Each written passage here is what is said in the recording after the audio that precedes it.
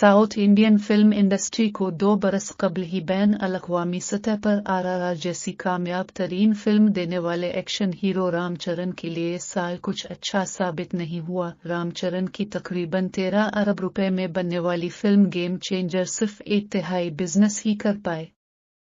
Box office पर आमदनी सिर्फ 4 अरब रुपए के करीब रही। रामचरण की इस फिल्म में सिर्फ गानों पर ही 2 अरब रुपए खर्च कर दिए गए थे, जबकि फिल्म में कामयाबी के तमाम ही अज़ा मौजूद थे, मगर नतीजा मायूस कुन रहा। गेम चेंजर अपनी रिलीज के पहले दिन 10 जनवरी को 1 अरब 66 करोड़ रुपए का बिजनेस कर पाई थी, मगर दूसरे रोज से आमदनी गिरने लगी।